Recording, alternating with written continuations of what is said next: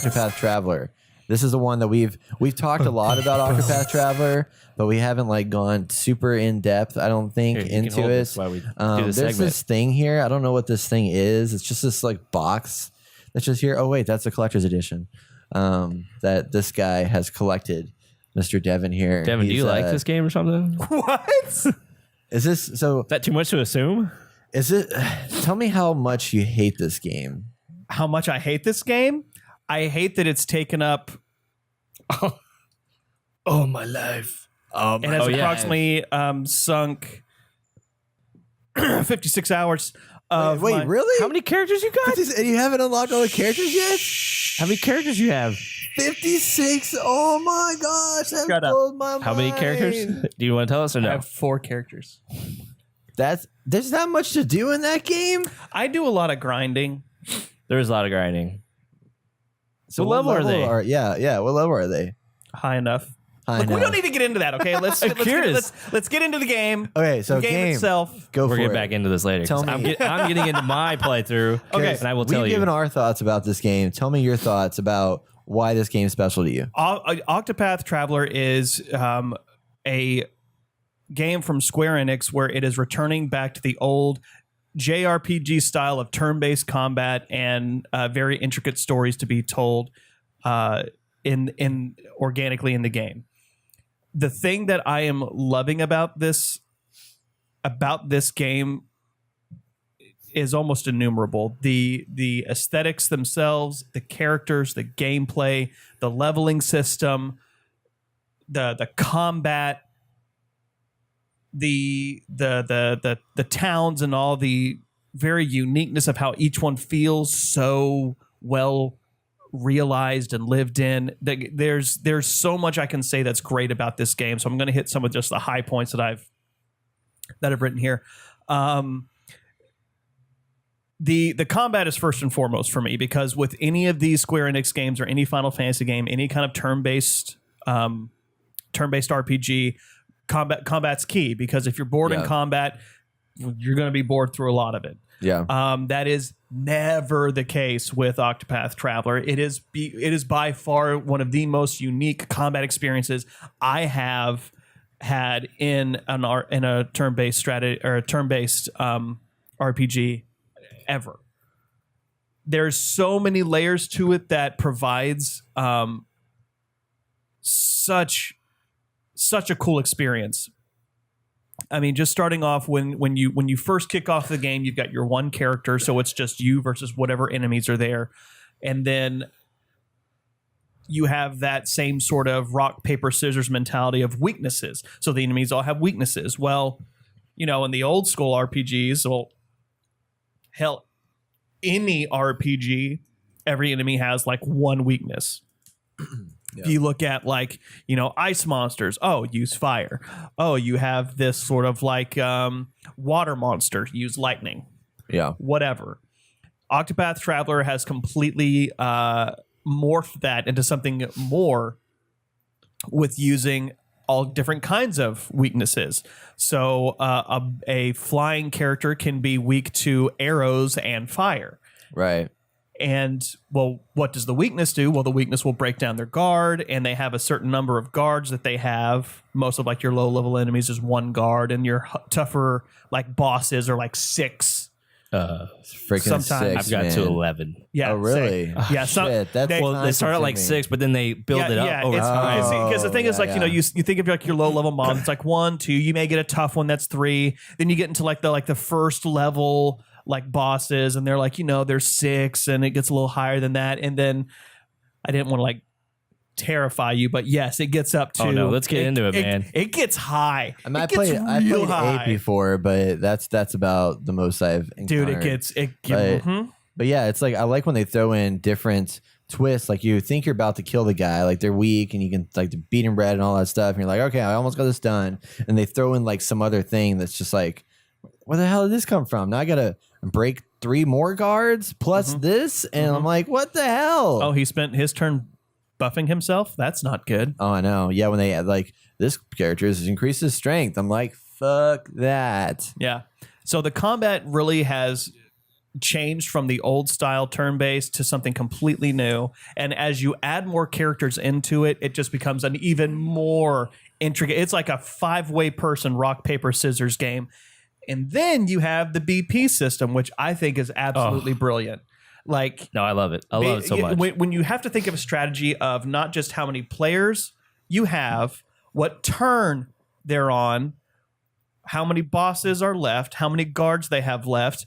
You also now factor in how many BPs does each character have. That is a strategist's wet dream. So let me, but you don't mind me interjecting the story here. So I was fighting Tessa's Chapter 2 boss. Okay. And I battled him twice, got creamed, and finally the third time I beat him. But it was interesting because every time I played him, my strategy would change a little bit. And watching, so he has 2 guards, and I was like, all right, I'm going to focus on these little minions, get them out of the way. Get the minions out of the way first. It was like a usual, because they got a usual thought that people have when you're facing like boss characters. Right. Get rid of the minions first. Right. They had this level lash that like was taking down my characters. Yeah. Mind you, Ulbrich was my highest level character at the time, coming in second with Cyrus and Ophelia, which nice. were like level 18, 19. Yeah. But everyone else was like 15 to 17. Right. Like not high at all. Actually, no, they weren't even 17. 15 to 16. That's it. So obviously Tessa was like 15 and she was just getting knocked all the time. So it became this like this dance of like taking down the boss's guard, using that time where he isn't able to do anything to res who I needed to res, heal them up, prepare them for the next, breaking them down.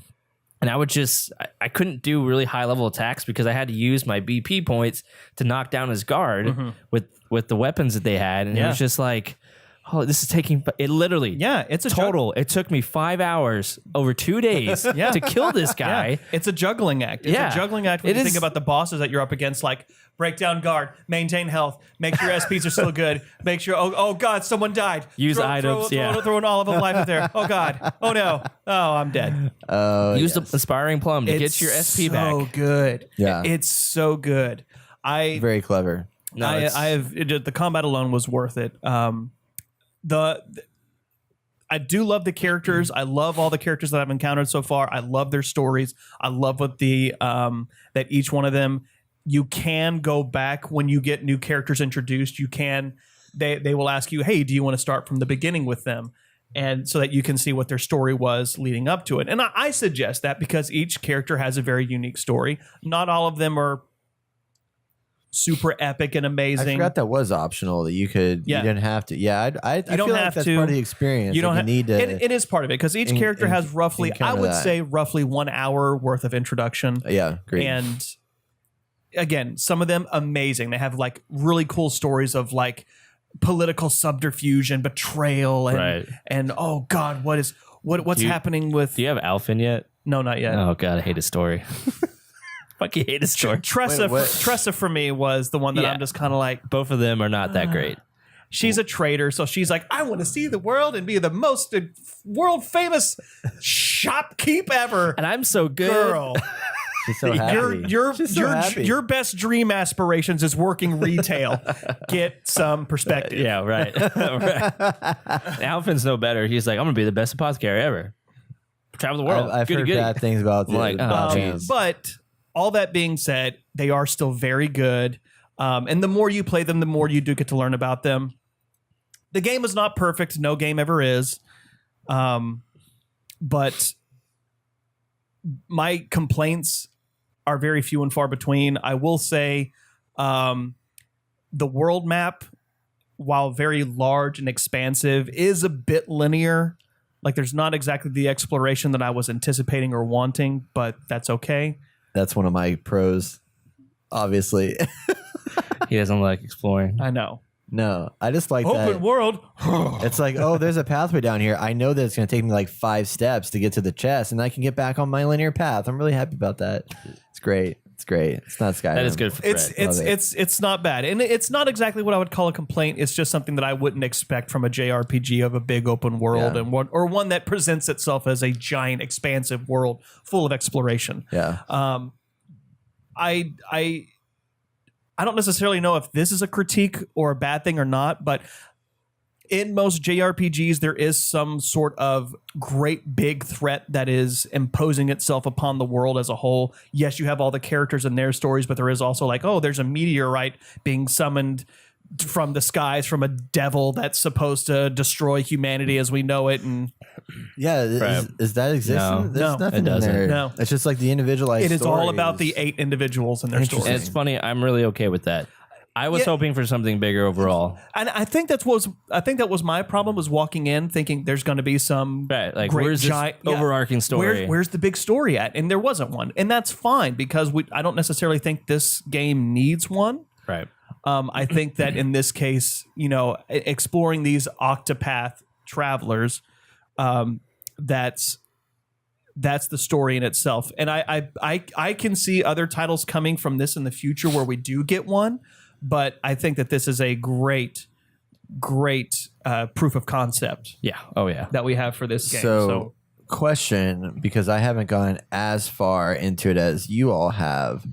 When you start, because the character you start with, the first story path you take is always going to be your primary character, right? Yeah, you can't. You can't change that. Yeah, you can't change that until you finish that person's story. Yeah. Okay, so when you're traveling around, and like you said, you can skip the what's happened to them. But that's the intro for every Okay, because like every character has their prologue, and you don't necessarily do a whole lot in those prologues. It's a lot of exposition. It's a lot of exposition. A lot of like you walking around in the starting area. You may have one or two little bits of combat, but nothing crazy. And then you get back to the main story with the main characters, and it's like, okay, now we're all together, we're a party, and we continue the story. Yeah. Okay, that's what I was thinking it was set up like. But I think this is a good, like, Square Enix. They said this is a test. Like, this was like, is this going to work on the Switch for us? Or is this what we want to do? And then clearly they sold out everywhere. So they're like freaking out. So they're like, speaking of selling out, GameStop earned a big red X against me for selling my limited collector's edition copy. Oh, you had it reserved and they sold it? What did they tell you? Those dicks. Sorry. Wow. I got my refund, so that was fine. But I was literally scrambling. I called every retailer in the DFW area to try to find it. One place had it, and I drove an hour to go get it. I don't give a shit. I would have told GameStop, I would have been like, look, give me my money back and then buy me the next one. Yeah, seriously. Like, you're going to pay for this. Well, apparently it was somebody who was new who didn't realize that it was on hold and let it go to they probably just took it themselves. They was like, I want this myself. I bought it. I don't blame people for wanting it, but when like I felt secure in my fact that like I was like, okay, I've got mine reserved. But then I started seeing these stories of how it was selling out everywhere, and people were like, yeah, we can't get a copy. That's kind of mind blowing. Oh shit! That's kind of mind blowing. I saw the storm coming. I just didn't know that they weren't ready for it. Did you buy yours digitally too? Yeah, I did. Yeah. I was going to get the collector's edition, but I thought it was just the box with one little thing that opens up, and it wasn't. This was worth every penny. Yeah, it wasn't what I expected. It's pretty cool. It was better. So, as I think it's pretty apparent, it's a dig. Oh yeah. Well, I want to talk about the paths that you can take with this. So I started with Albrecht, and I went around and got all the characters, right? So I've been having to juggle levels with everybody, but I was listening to the IGN review, and their guy took Theron, and he took him all the way through his chapters, and is now going back and getting the other characters one by one.